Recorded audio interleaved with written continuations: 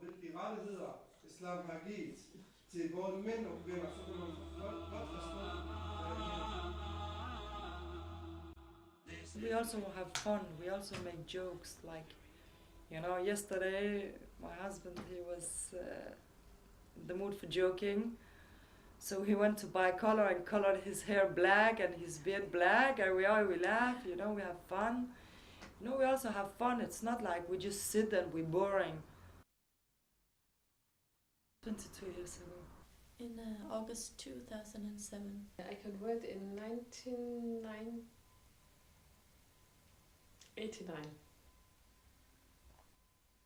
Because I believe in God, and I believe that God is one. I started different religion. I didn't feel it was the right one, and I felt it was something special about Islam. And the Muslim way of life is, in my opinion, the best way to live, because it gives me a sense of belonging, a sense of not only just in society, but as a woman, I don't have to be something I'm not. One person to give me something from this Jehovah Witness, they call, and I begin to read it, and I feel something like I like to belong to something. I like to believe in one God. When the internet became a big thing, I started to search online for Islamic things, and I liked what I read. When I read this, it's called Islam a Lifestyle. It was like, wow. Like I told you, I tried to pray. I didn't know how to pray, but I tried to pray the way I could, and prayed for something. I said to God that if it happened, I will be a Muslim. It happened, but I thought it was coincidence. So I tried one more time for something I thought couldn't happen. But it happened, and then I converted the same day. Yeah, I wanted to convert, and I didn't know any practicing Muslims. I knew some Muslims, but they didn't have Islam as a way of life. And I knew that I had to find someone who had original Islam. I was searching for some truth or some religion and some way of life that a change of life and things like this. And I met my husband, but we hear so many bad things about the Muslim. I thought about a girl from my school, from the university, and I called her up and said, "Do you want to teach me how to pray?" And I liked that they pray. I was so fascinated from the prayer. So I began to ask about the religion. And he said, "No, I don't want to tell you." I said, "Why?" "Because you don't want to hear." Then one day after work, I was on my bike, and she said, "Why don't you come and meet some of the girls?" And I went to one of the girls' apartment, and I was invited in for tea and coffee and cake, and we were just sitting around talking, having a good time and laughing. And then one of the women said, "I'm going to pray, do you want to come and watch me?" And then I said, "Yeah, sure." And I went with her, and she prayed, and it was such a warm experience. It went straight to my heart when I saw her. And I have to ask him 3 days.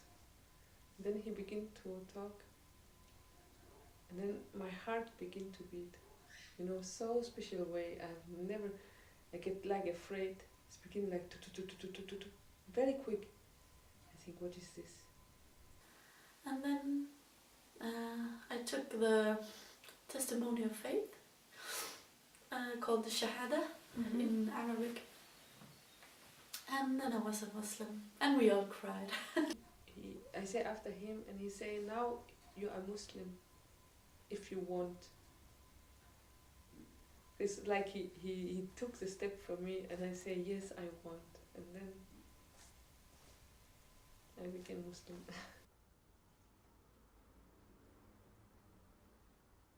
I lost contact with my parents for 8 years, and my friends, I think I chose not to keep in touch with them. not because they didn't want, but you know, they talk about music and boys and drinking and going out, you know, and I don't do this kind of stuff, so we don't have the same thing in common anymore. When I decided to put hijab, to take on hijab, not this hijab, but regular, the scarf, my mother said, no, you're no longer my daughter and I don't want to see you anymore. You're out of my life. My father and mother was open people, so they respected it. Mm-hmm. I don't know if they accepted, but they respected Mhm. it, and it was very important. I like to cover up for my husband, and I know it protects me outside. Sometimes, you know, the Danish people, they talk to you bad stuff, but I don't really care. It doesn't matter for me. You know, I feel sorry for them. They shouldn't feel sorry for me. As a girl, as a woman, when you go out wearing makeup and doing your hair and high heels and dresses, then of course someone is going to look at you. And you also have to ask yourself, why am I doing this? Is it for myself? When I was young, I think it was funny when the men was looking after me. You know, the men. You also always look. You're younger. Oh, the men looking at me. But when at the time, I get tired from it, and I felt that you always have to look good. Like it was some kind of habit, and sometimes you don't feel so good. So, but you just have to look good. I think it's get like, it's not a nice thought that you always have to look good for others. Why? You know. So I was very happy when I took hijab and this, because I feel now I only have to look good for my husband and nobody else, and it was so a nice feeling.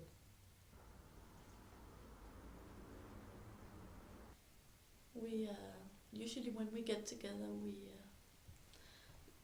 the other Muslim girlfriends and I, we wear nice clothes and makeup and yeah, so we just do what every other woman does, but we do it in the privacy of our own houses and with each other. There's many, you know, they keep in physical shape, they shop the fashion, you know, color the hair, make whatever it's fashion. I think we do the same things, but it just doesn't show outside.